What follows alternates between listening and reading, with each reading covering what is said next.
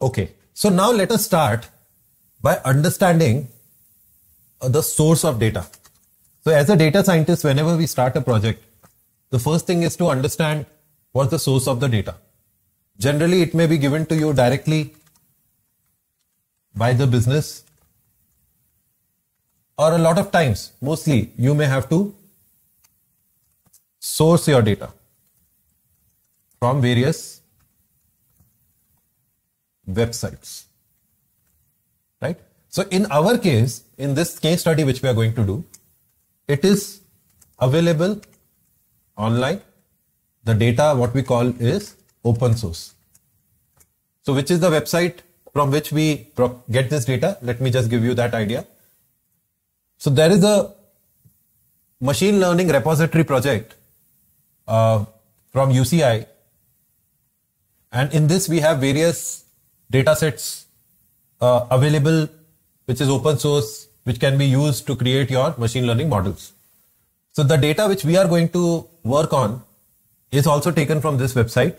It is always useful to acknowledge whenever we use open source data or models from where we have sourced it. So this is the breast cancer Wisconsin diagnostic data set. These are the people who have created it. The donor is Nick Street, and various information about the data set is also given here. We will be going into the details of it. So once we download this data set, I have already downloaded it and kept it in my local desktop. So if you see, this is the data set, and this is how it looks in an Excel sheet. Now what I'm going to do is, I'm going to upload this data set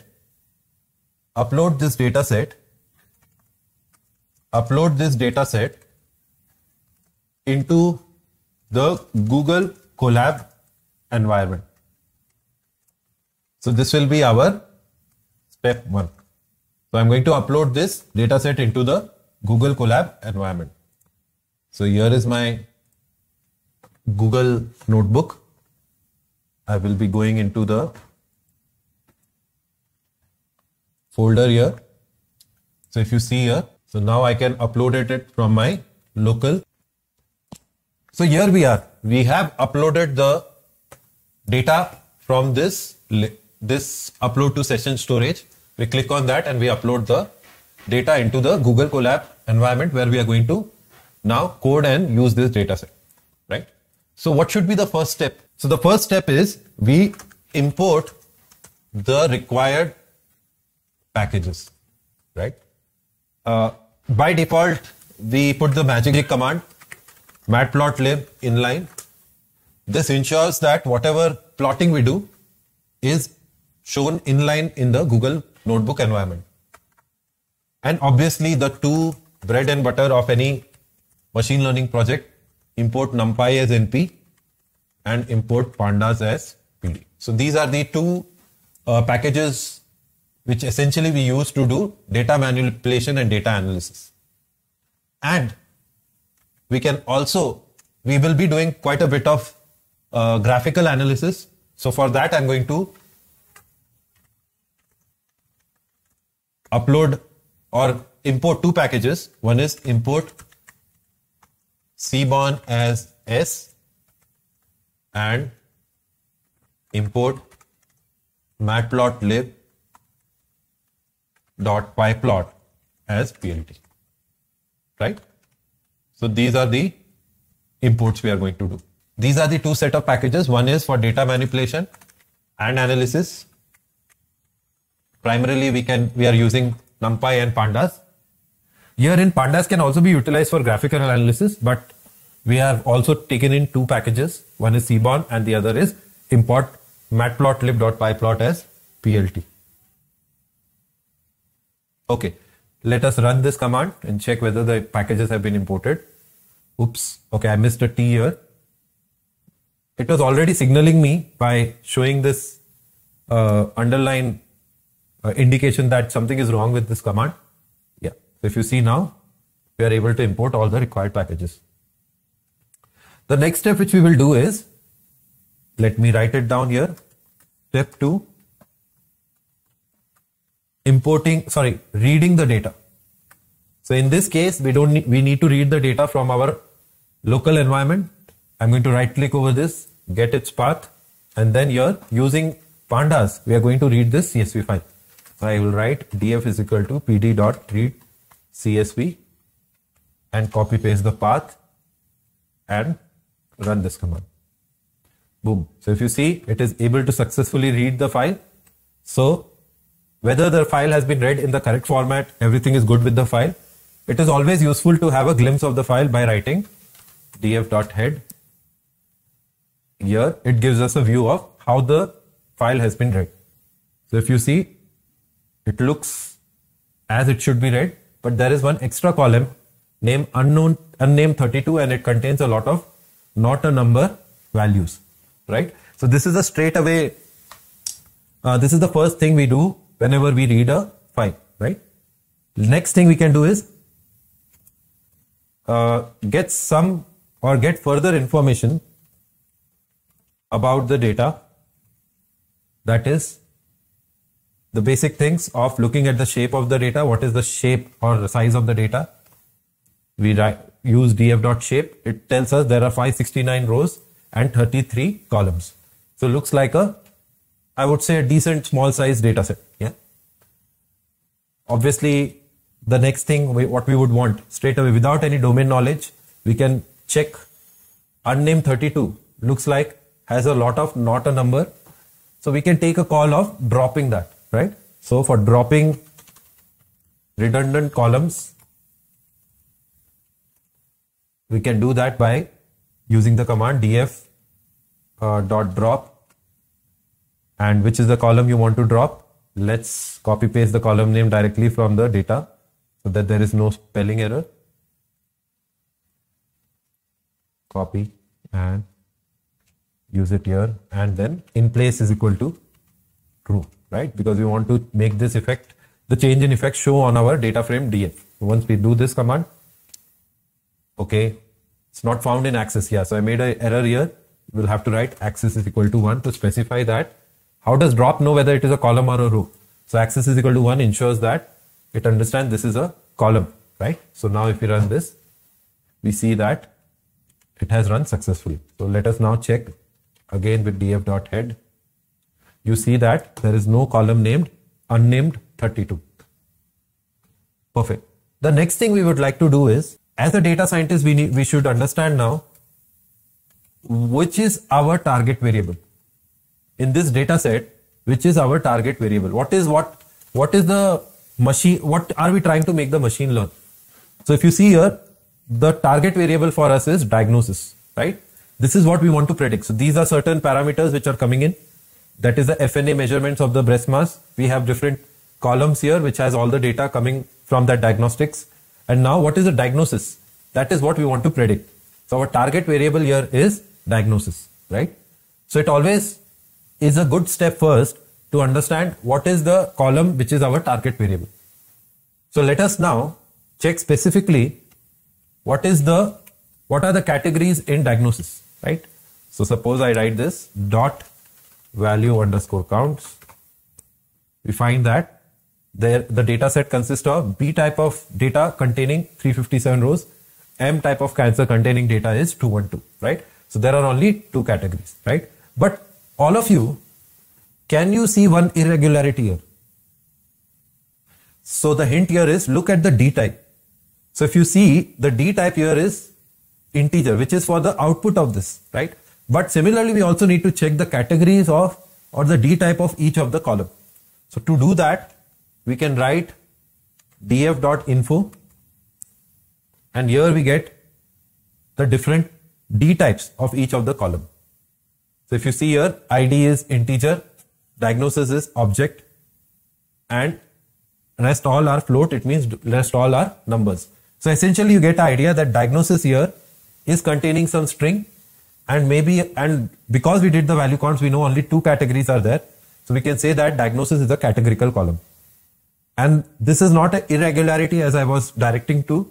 It is just the output of df diagnosis.value counts, which is a number. So that is why it is showing it as int 64.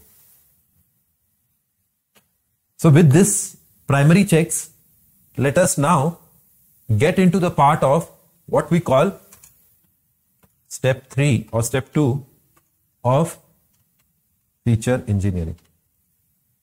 So the first thing we would like to check is how many null values. This also is called the pre-processing steps. How many null values are there in your data, right? Null values means how many data which is missing in your data set, or it is not a number. So for that, we can write a command df dot is null dot sum, which gives us column wise how many null values do we have. So if you see here, there are no null values here, right? So there is no strategy required to handle missing values. This is the conclusion from this step, that as this data does not contain any missing values, any null values, we don't need to have a strategy to handle that, right? So this is pretty clean data, right? Perfect. Now,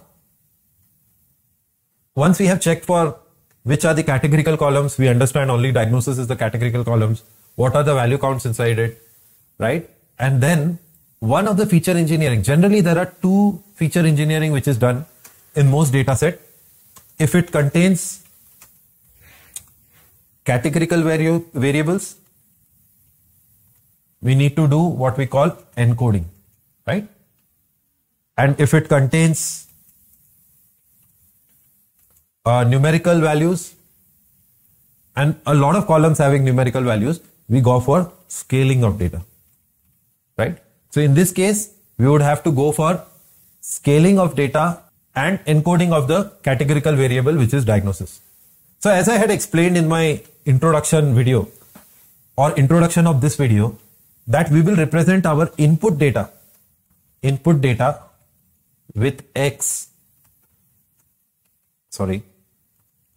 and output data with Y. In this case, our input data is X is equal to df dot drop. So I want to drop the diagnosis column, axis is equal to 1 and in place is equal to true. And our output variable will be defined as df diagnosis, right? So this is the command we run in order to define our input and output data, right? It's giving me some error. Seems like I made a error in the spelling. Let us check that. Oh, so all of you, I made an error here. In place is equal to true. It means that it had dropped it from df itself. So if you check on df dot head, you'll find that there is no diagnosis column, right? Why? Because this has been dropped from df by when we wrote in place is equal to true. Ideally, this command should have been written in this way, right? But I just put in place is equal to true, so it dropped it from the mother data frame, that is df also. So I may have to rerun the data by rereading the data. So let's just rerun the data, reread the data. And one thing we had dropped, unnamed 32, let us do that. And then we can come back to this command and define our X and Y. So if you see, this is run successfully now. So what is Y? You can check Y is all the diagnosis column. And what is X? It contains all the columns apart from diagnosis, right? Perfect. So now let us do the normalization, scaling of data, right? I already explained scaling of data. So the step I'm going to do is normalization of data. How do we do that? There are different packages available for scaling in scikit-learn, right? But here I'm not going to use those packages. I'm going to write a command, right? I can use those packages, but I'm just going to write a command to do normalization of the data. How do we do that? I write df norm is equal to x minus x underscore mean and divided by x dot max minus x dot min. So this is the formula in order to do normalization of the data. right? I'm not going into the detail of what is normalization. That will be covered in a separate video. I would suggest have a look at that. Meanwhile, I'm just going to apply the normalization on the input data. So this is how I define it. And then if I run this, let me divide, because I concatenating df underscore norm with y to have a full set of data set in one of the variable. Suppose I run this now. Oh, y is not defined, should be small y. So if you check here, this is, let me rerun this. I had rerun this twice. So I'm just assuming that hopefully this operation may not have been performed twice. So I'm just rerunning x and y again to ensure that the operation had been applied only once. Once this is done, we can check how our data has shaped up. You can check that we have all the data normalized and diagnosis column as a separate column, right? Now the next thing we want to get into is, so we have done pre-processing of data, that is checking for null values, etc. The second thing we have done is, we have done feature engineering of data, right, by scaling the data. Few more steps can be applied, that is encoding of diagnosis column. And the second thing which can also be done is outlier analysis. So in this case study, I'm not going to show outlier analysis right now, or we can do the outlier analysis. We'll not do it statistically, but we can do it with the other method, which is graphically. So we'll draw some box plots to have a outlier analysis done. Okay. So let us now get into the next step of graphical analysis.